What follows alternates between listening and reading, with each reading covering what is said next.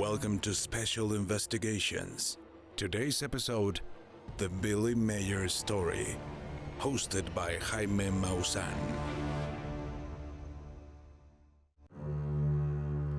In this investigation, we will journey to Switzerland, to a quiet village outside Zurich, where resides the sole individual claiming to be in contact with intelligent aliens. Eduard Billy Meier, a Swiss man in his 80s, has maintained his claims of contact with a race from another galaxy for decades. Through these conversations, the Pleiadians from planet Era provided Meier with explanations of innumerable questions and phenomena. The visitors spoke to Meier about the future, among them the possible extinction of humankind due to overpopulation, as well as the past, providing information on Jesus, Galileo, and Isaac Newton, which, according to Billy, are misrepresented by our history books in terms of their true identities and contributions. Eduard Albert Meier was born on February 3, 1937 in Bülach, Switzerland. His contact with extraterrestrial human entities began in the 1940s, when he was 5 years old, while standing next to his father behind his house near Mount Eschenmoser. He saw a silvery flash, which disappeared above the forest approximately 3 miles away. When he asked his father about the encounter, he replied that it was probably Hitler's latest secret weapon. From this moment onward, Billy constantly scoured the sky, where he observed moving stars at night, which were not airplanes. Meier started hearing a voice from that point onward. At some point, this strange voice summoned him to the forest and ordered him to wait until a silver flying object landed on the ground before him. This was his initial contact, which, according to Billy, was followed by many others. An old man disembarked and addressed him in a friendly tone. He spoke a Swiss-German dialect native to his village. His name was Sfath, and he explained he came from an alien planet named Era in the Pleiades, 500 light-years away. The contact with Sfath ended in 1953, who prepared him for 11 years. Later, and also for 11 years, he maintained contact with a woman named Asket, who continued to educate him on numerous subjects. The next 11 years of his life, Eduard spent traveling particularly in Europe, North Africa, the Middle East, and India. It was at this time, while in Iran, that he received the nickname Billy, given to him by an American woman, since Meier used to wear jeans and a hat, like many characters of the so-called Old West. It was also during his travels, while in Turkey, that he lost his left arm due to a traffic accident. While in India, at a Buddhist monastery, he took some of his first photographs of extraterrestrial spacecraft and gave his first interview to a local newspaper. Back in Switzerland in 1975, he began his contact with Semjas, who allowed him to take the clearest photographs and films of flying discs in history and ordered him to publicly disclose his contact and create a worldwide controversy on the subject of extraterrestrial UFOs. The photographs and films captured by Meier, with their unprecedented clarity, created a huge commotion in the 1970s. His home in Switzerland was visited by thousands of people seeking to talk to him and obtain a copy. These never-before-seen images of supposed spaceships created a worldwide phenomenon. It's been 50 years, almost 50 years, since you've had contact with the Pleiadians. At least since you made it known to the world. How do you feel about it? I don't feel anything different than when I do my day job. I live day to day. But it's not just 50 years, as you say. Since my contact began shortly after I was born into this world. It was when I was 3 weeks old that the doctor said that I would not live the next morning. That is, I was close to dying. And then Sfath intervened and saw to it that I was still alive the next morning, despite what the doctor had said, that I would not live in the morning. That is to say, that it all started a little after I was born, and not just 50 years ago. After the worldwide media coverage, Skeptics quickly deemed the photographs and films as fake. He was contacted by filmmakers Britt and Lee Elders, who together with U.S. Colonel Wendell Stevens, took the material back to the United States for further analysis. These photographs and Super 8 films were analyzed by visual effects supervisor Wally Gentleman, an Oscar winner and known for the film 2001, A Space Odyssey by Stanley Kubrick. Gentleman stated that to reproduce a single photograph, or any of the films like Meier's, a large budget and technical knowledge would be required, a tough task for a one-handed Swiss farmer with limited resources. In his opinion, the material provided by Meier, shot in different places and conditions, shows real objects.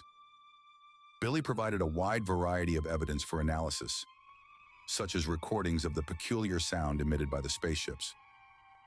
The audio files were analyzed in California by engineer Stephen Ambrose, creator of the in-ear sound system, who stated that even with the most sophisticated equipment of the time, reproducing them would be impossible, and was convinced of their authenticity.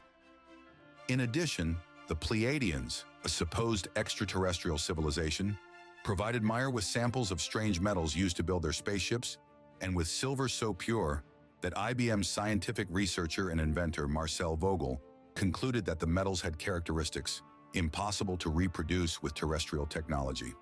The wide variety of evidence Meier has provided for analysis is only part of the story. Countless witnesses have come forward with detailed testimonies of what they have seen in the mountains of Switzerland for over half a century. Meier recalls that during his early contact years, he had to drive with his moped for many miles before he would be telepathically led to a lonely forest clearing where the contact person normally was already waiting for him. Once in a while, he was permitted to bring along other people, but they always had to wait a distance of at least 500 yards from the site. He would often see the ships landing, departing, and occasionally energy flare demonstrations. Later on, he was rarely called to the forest for a contact. He started being transported directly into the ships, which meant that he would sometimes disappear among a group of people who accounted as witnesses. On other occasions, some group members observed the ships, their flight demonstrations, and even the extraterrestrials themselves.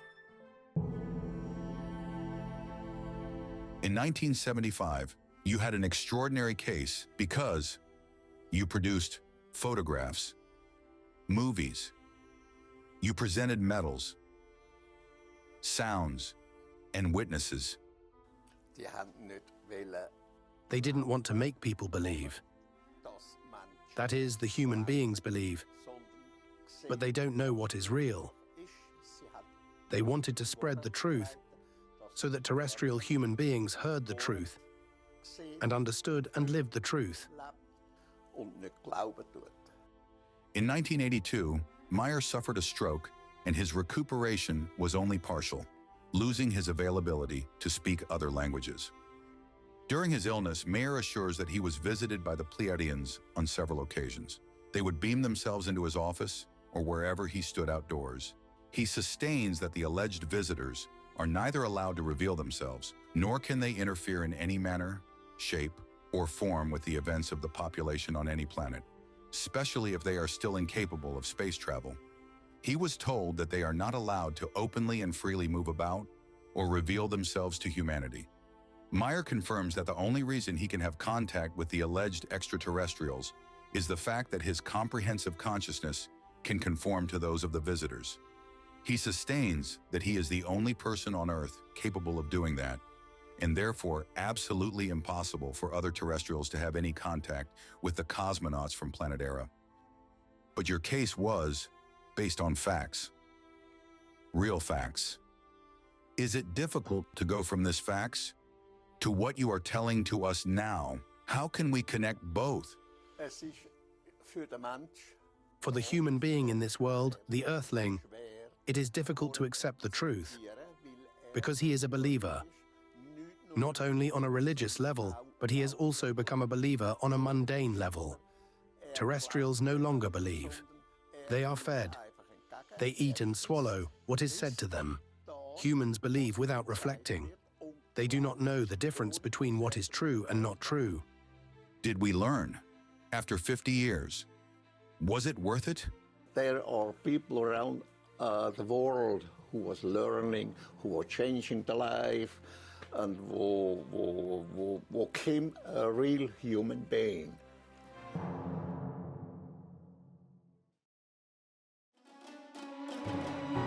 Michael Voigtlander, a member of FIGU, a group that Billy Meier created in the 70s, offered to be our guide during our trip to Switzerland and to take us to some of the places where he took some of his most iconic photographs in Super 8 films. Michael brought with him the original camera Billy used to capture the vast majority of his photographs. He also informed us that Billy would join us later in the day. During our trip to the Swiss mountains, we first proceeded toward the town of Schmidruti, not far from Billy Meier's home. This is where the famous X-Files photo was taken by Billy. And the trees are, you can see here, they are gone. And the tree line changed a little here to the left, but on the right it's still very similar. And this is exactly the spot where he took the photo. On March the 18th, 1975 in the afternoon. It would have been very difficult to use a model here. Absolutely. It is a big object. It's not a small object. So if you wanted to put a big model up there, so it can only be hung by a helicopter, and that, you know, Switzerland, people would notice, you know. Obviously. Was this photograph taken here? Yes, this is to the other side. So you can see there the tree line, and this is also when you can look down here, so it's a small valley, and it would only be possible again with a helicopter. The object is flying very low. It's next to the tree line, yeah. I always thought this was a chimney on a roof. Did he take this photograph from here? That is correct, yes. You can clearly see the edge of this grill, and the object was over there. In the background, I guess he used it as a mount for the camera. Yes, he did. It was just this grill, and because he had better support, it's very sharp. There is no handshake, you know. It's very sharp photo. Based on the footage, Billy was filming with his Super 8 camera. Yeah, he looked at the camera. And he sat there, right? Yes, he was sitting like in the grass. Then he looks at the camera. And then he waved her over, but she didn't come closer. So, and then he got up and then he waved, then you stay away, and, you know. And he got angry. It's interesting because the object looks very small. It's very small, yeah, and that's why he waved her closer, you know, he knew. And, but she didn't want to come closer. I think it would have been too convincing, you know. It's important to them that if people don't want to believe, you know, if they're not convinced, that's okay. We then proceeded to another location near the town of Rumlikon. Was this photograph taken from this same spot? Yes, it was, exactly. That's the road here. It's a bit hidden by this one tree, and but there's also the power line you can see, and here the forest line are still very similar. We are quite far from the place where most pictures were taken, near Schmidruti, correct? About 20 minutes by car, yeah. So he had to drive around a little with his moped. Was he directed to come here? Did he drive his motorcycle? Yeah, Semyaza guided him telepathically, and then you have to turn right, you have to turn left, and so until they find a quiet place or... Was he alone? Alone, yeah. These are very interesting photographs. Could you describe them for us? Yeah, this is taken from inside the Beamship, and you can see one very close by in front of it, and a third one further away. And so he took it through the window, and so there were 3 ships. They are very sharp. You can clearly distinguish the ships. Yeah, so this is very close in front of the Beamship he's in, and the third one is further away. And the reason why it's so yellowish, or sometimes it's also a bit orange, that is because the windows take a certain color depending on the atmosphere they're in. So just by the color of the windows, they can tell if they can breathe there, or if they have to take a suit or so, a breathing apparatus, so that they can breathe on that planet. So that's why this coloring is there. Did he board the ship right here? Yeah, I'm sure he got on board here, and they flew around in this area. Are these pictures from the same event?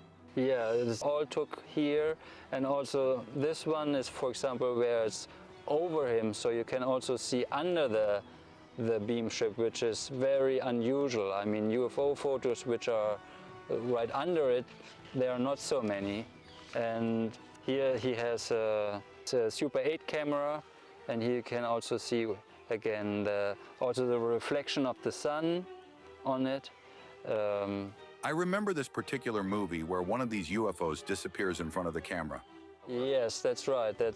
But it's not like some people think it's like it switches to a different dimension. And I asked him about it, and he said no, it flew away, but extremely fast. So in one frame you can see it, and in the next frame it's already out.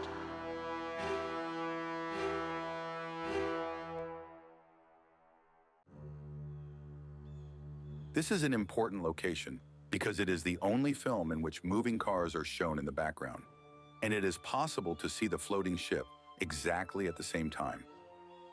Yes, it is.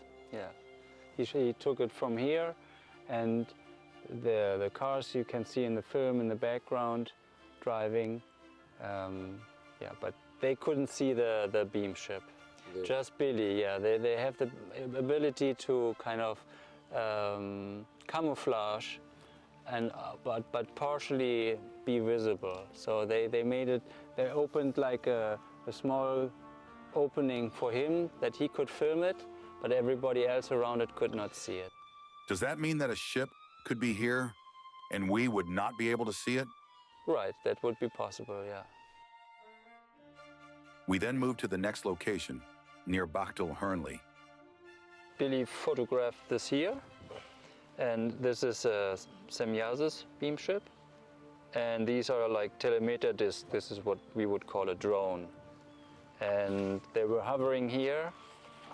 I can show you also here. And he took photos and also filmed it on Super 8 film. How come there are 3 ships in the image? Why 3? Was it a demonstration? Were they trying something new? I'm not sure. They often have telemeter discs which we don't see, you know, which are invisible. And I think it was just for the demonstration to see that it's not just one, but also more. And since they're all moving in the film independently, you can tell you would have to have 3 models at the same time. So that's very complicated and difficult to do. So I think that's why they did a demonstration with 3, yeah. Or often photograph branches in the foreground so that you can calculate the size of it. And the distance? Yeah, and the distance, right. And here more, again here, this in the foreground. Is that Billy's tripod? Yeah, that was an old tripod he had. Is this the same valley? This valley, exactly, yeah, that direction. So, and for example, this is a enlargement, but you can see this is quite characteristic, and you can see it over there. That's the place, you know, and this is the ridge here. The image seems to show a different kind of ship, correct? Yeah, it's a different one, that's right. Did they change models? They change models too. They have also, like, we do research and development and technology. It's the same with them. So they are trying to improve their technology also all the time, yeah. Almost 1,500 photos, and we only have 200 to 300 photos left. So what happened to the rest? Well, the best photos didn't even come back. So these are basically the worst photos, you know. The best photos did come back, and yeah, and then also stolen. You know, at some point he didn't have any. It means that they are somewhere around. Somebody has them. Exactly. So it's very well possible that in the future older photos come and reappear. We then headed to Barrettspill in the upper part of the Zurich region, where Billy Meier was already waiting for us. Barrettspill is where Billy captured one of his most controversial photographs. The iconic image captured an alleged spaceship suspended in the air, while a Swiss military airplane circled the disk on several occasions. Billy, please remind us why you came here. I remember it was a day with great weather, and Semjay's arrived here for a photographic session. But suddenly, a military plane appeared in the air.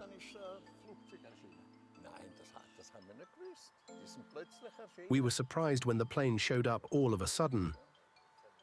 We had no idea about this. And this airplane was flying around the object? Here, around us. The plane appeared minutes after our arrival. When she was here, I don't know why. And he turned around for around 5 or 6 minutes. Semjay's moved the ship to a different area, then to another and another. This has become a very important picture. And it is here, on the cover of your book. Yeah. Your experience is incredible. And for those people that don't believe, this picture is proof that your experience is truthful. Yeah, yeah. I understand. But what can you do if people don't want to accept it? They prefer to believe in a fictitious almighty in the sky. They do not accept what is real. When the image was analyzed in the US, it was determined that the plane was real and not a scale model. The jet emitted heat signals and expelled fumes, but on the other hand, the disk remained cold and expelled no fumes or heat. According to Meier, the vehicles of the alleged alien visitors obtain their energy directly from the electrons around them through an antenna placed on top of the ships. That is why they do not need to burn fuel, enjoying an energy source, practically unlimited. This is your camera. Yeah, that's the camera, yes. With this simple camera, you took these incredible pictures? Yes, of course. Yes, I went everywhere around to make photos. You didn't have a special lens of any kind? No. Only this one, no more. I got it from my brother. This is the Super 8 film camera used to shoot the alleged ships from the Plejarians in the 70s. It is also a very simple camera. How many rolls did you shoot?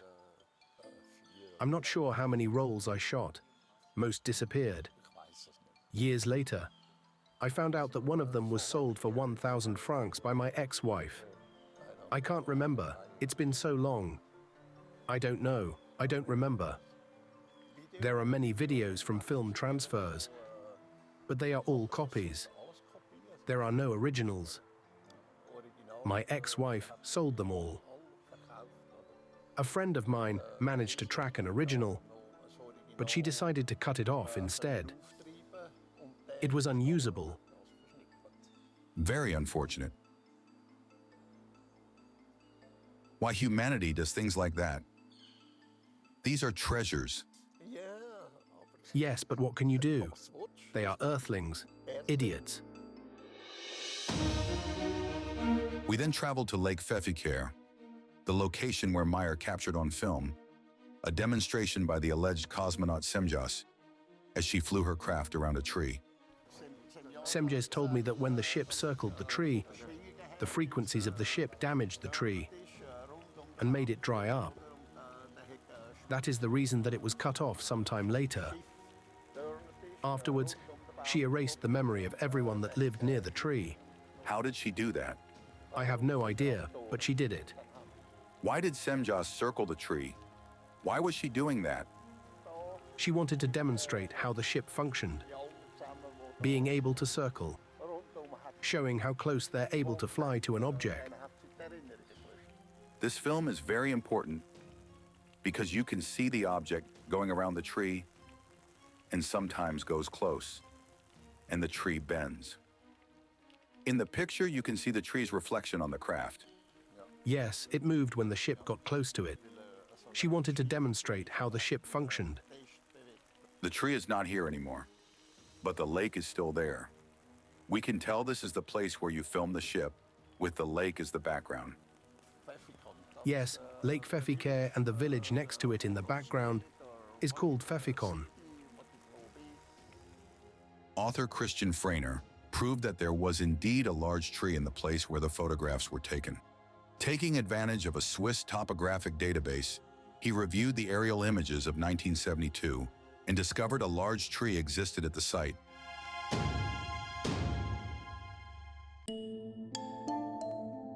Billy Meier told us that the frequencies emanating from the ships are considered extremely dangerous to all living beings on Earth. Yes, it is dangerous for people, for animals, for birds, for everything. Is it dangerous to be close to them? Was it dangerous for you to be close to them? And they know that? They know it. Then it is not safe to get close to it. When they're flying, it is impossible. If they're on the ground, then they stop all the protection around them. You never got sick at all? Not at all. Every time I got near to board the ships, they disconnected the energy and frequencies and created some protective shield. That's why I never got sick. Inside the ships, you're 100% safe. On one occasion, 3 people came too close to the ship, and they got confused. 3 people near my home got confused because the ship was flying very low. They hid behind some timber. They had been following me. They hid before the ship landed. It was Semjase. No, it was Manara at the helm. And those 3 people were hiding nearby, and they saw Manara and me boarding the ship. They saw the ship taking off, and we flew over them very close at about 20 feet, because we did not notice they were following me and hiding. These 3 people were affected by the ship frequencies, and for the rest of their lives, their brains did not work properly ever again. How many times did you go inside the crafts? I don't know, several times. And you haven't been back? Semjase is no longer here. She lives in a sister universe. I remember that on one occasion, I accompanied her to a sister universe and was gone for a few hours, but returned with long hair and a beard, as if I had been gone for weeks. Yes, it was the truth. I was sitting with a few other people in the town of Jinbil when Billy came in, freshly shaved and well-groomed, and waited with us until Semjase gave him a signal to go for a contact. Then Billy left, and we were waiting inside for him to come back, and the wait turned out to be about 3 hours. Then he came back, but with a 5-day beard, and told us that he had been to the Dal universe with Semjase. Billy told us how he was able to travel to another universe in a short time, but for him, it was 5 days. This was a strange thing for us, but we knew it was the truth. Billy took us to the last location, a plot of land near the Betzikon Hospital on the outskirts of Zurich. In this location, Meier took several pictures with buildings still standing, and others where the tree line has been replaced with houses. Everything was undeveloped in this area, and on that side, there was a large tree line. Over there is a large building, a hospital, which still remains. All of these photographs were taken here. A tree line and a road, all of them gone. Everything is different now, with new homes. Was this Semjase's ship? Yes, it was Semjase, to film and take photographs. Why were you taking so many photos? What was the purpose of that? It was an order from Semjase. Yeah. She wanted that? She wanted you to take these pictures to show to humanity? Yeah.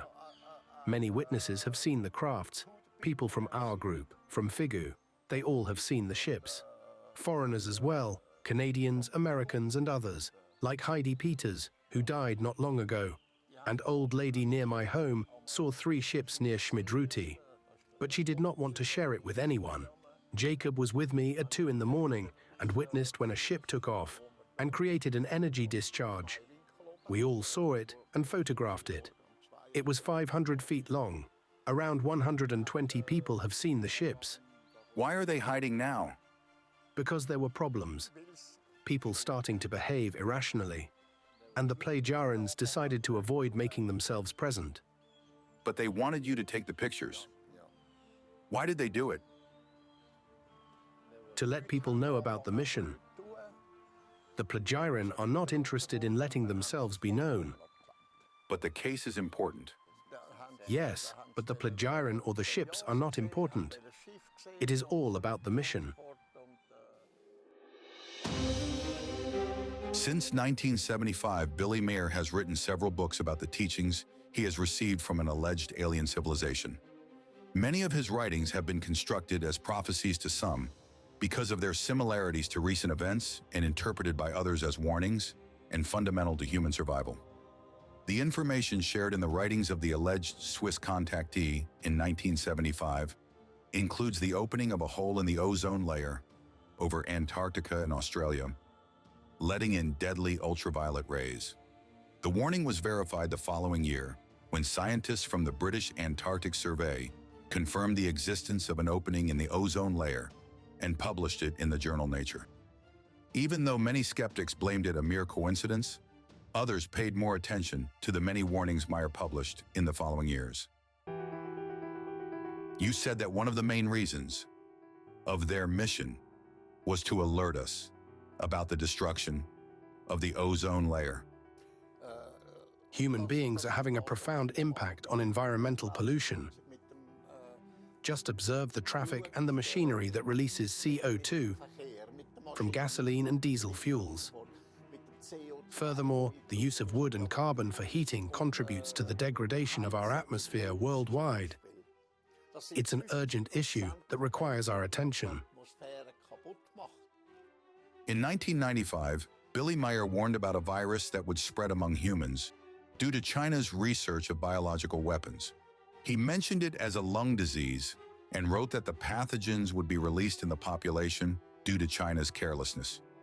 20 years later, the appearance of a new respiratory disease in the Chinese city of Wuhan was announced, which spread throughout the world, causing the most serious pandemic in recent times. Since the beginning of 2020, the Swiss contactee has released a dozen writings with precise details about this virus and warned that asymptomatic infected people would be the main spreaders of the disease. Meier was ahead of the World Health Organization in describing various characteristics of the new virus and assuring the world that if China would have taken preventive measures, such as the closure of airports and borders, as well as strict quarantine in affected areas, the coronavirus could have been controlled in 3 months. The disease claimed the lives of 1 million people and devastated global economies. Now is the moment for individuals to take responsibility for their own thoughts and actions, making the right choices that lead to positive outcomes. This principle has been vital since ancient times, a truth that has stood the test of human existence. What about global warming? What is happening with the world? What the future will bring, I am not allowed to say. I'm sorry. But is bad? It's bad. Very bad. In the time of Svarth, when I was just a little boy, I was told that one should not talk about what the future will bring, for one would do exactly the opposite of what is to be avoided. That is, the more one will do that, which produces harm and calamities.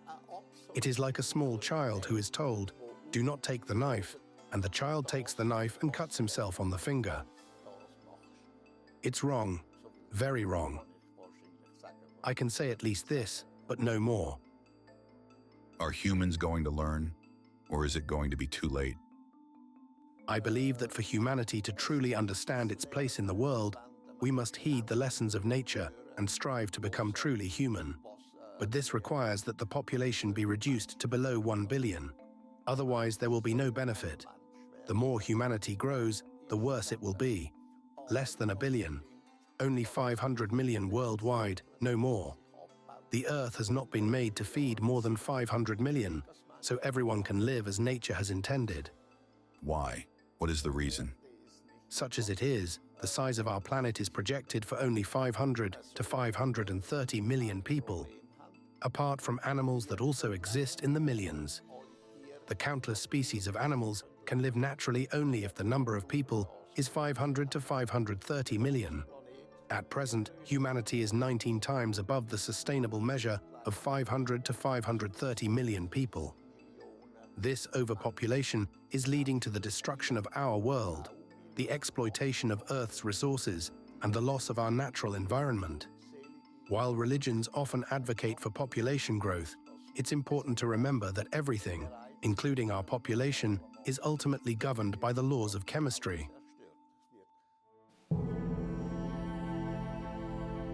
Among the transcriptions Meier divulged in 1980, he warned that the Vesuvius volcano would erupt and that the lava would flow below Rome, 500 miles away, with an immense lake of magma existing below the volcano. In 2001, the information was verified as Italian and French scientists reported the findings on Science, a well-known publication. They confirmed the existence of a large sea of magma below the Vesuvius and the discovery of several geysers in the surroundings of Rome, proving that lava flows under the city. Meier assures that mining, oil and gas extraction, as well as dam construction, cause earthquakes and volcanic eruptions. He also warned that astronauts should wear special suits, since prolonged exposure to low gravity damages bones and the brain. In 2020, and for the first time in history, the U.S. Weather Service issued an alert for the appearance of a fire tornado in Northern California, which could reach heights close to a mile, leaving only debris and ash. According to Meier, and mentioned in his book in 1981, he anticipated that revolving walls of fire would hit California, Oregon, and Washington, creating fire tornadoes, an extremely rare and destructive natural phenomenon.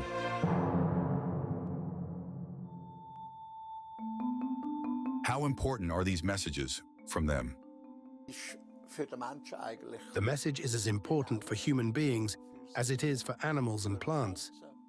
The Plejarians are interested in the human being, taking an active role in his own development, in thinking for himself, and in experiencing knowledge from within.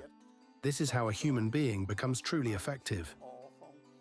The governments want to do what they want to do, and they want to impose themselves, and that's how they attract even more calamities. You can tell them anything, they always do the opposite. They are few. It is an absolute minority that listens when it is said that this or that will happen if this or that is done. The minority is tiny in relation to the great mass. There are only a few who do it for themselves, and they take it seriously and reflect for themselves on what they are told about what the future may bring. Each of us has the power to make a difference, starting with our own understanding and actions. In his writings, Meier has raised the possibility of a civil war in the United States, particularly in light of the rise of a controversial and polarizing figure to the presidency. Meier's warning highlights the growing tension in American society, with confrontations involving firearms becoming more frequent. This trend could lead to a civil war and the potential division of the country into 5 territories. They only have one thing in their head: war. War against the next one. War against the next state. Did we miss an opportunity? People often learn nothing because they cling to their beliefs. Many adherents are more interested in faith than in truth. They prefer conflict over understanding. Their focus is on fighting, one faction against another, and then yet another. They have little desire for the truth. They simply wish to engage in battle amongst themselves. How do you feel about that? Bad. Frustrated? There are conflicts among individuals, and nations are at war with one another. Russia and Ukraine? Yeah. Many people think that they would stop a nuclear war. They would? Only an idea. They wouldn't? It's not the real thinking of a human being. This is not a rational way for a human being to think. It's an attitude of fear. There's hope that a nuclear war won't happen, but there's no certainty that it won't. It's not a firm belief that this won't happen, but a fragile hope. And hope can be shattered in an instant. Will it happen? We will see what's going on. Are we close? Yep. Will it be the end? It will continue, but then everything will be contaminated. Unfortunately, this has happened in the past and may repeat itself, albeit in a different form than what was experienced thousands of years ago. Signs of this can still be observed today. Radiation still exists. For example, in the valley of the Indus River, you can still find human bones that are radioactive. This dates back about 6,000 years, and today the radioactivity remains, a haunting reminder of the enduring impact of nuclear disasters.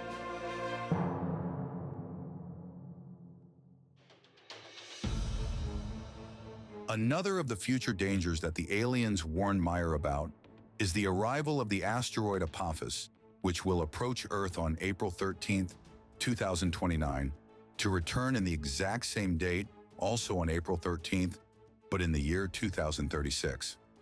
According to Billy, the asteroid will impact Eastern Europe with absolute certainty unless we deflect it, opening up the Earth's crust between the North Sea and the Black Sea. Apophis is an asteroid about 1,000 feet across, and that's a nation buster. Every 10 million years, there's a planet buster, like what hit Mexico 65 million years ago. The latest projection of Apophis shows that it will probably miss the first time around, about 2029. However, on the second pass, that's when all bets are off.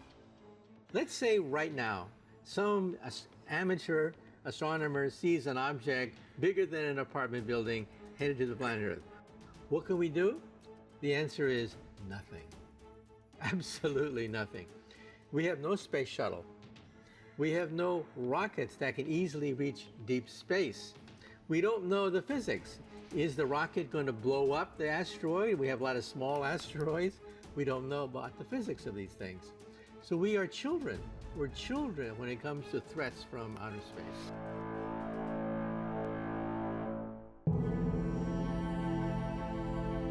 Society will survive. The world will survive. Will society survive from the big crises that are coming? Yes, but it may take a long time, possibly centuries, or even millennia. While the writings of Meier over decades could seem to many as a bleak future for humanity, he has always remained optimistic. He is sure that despite catastrophes and all kinds of difficulties, human beings will prosper and in the future will increase their knowledge to such an extent that they will be able to travel through time and space, clean rivers and seas, and live in peace and harmony on Earth, living a life that today seems a mere utopia. But for that to be possible, Meier sustains that we must learn to respect life, strive to grow in our consciousness, and begin to treat our fellow human beings as what they are, our brothers and sisters.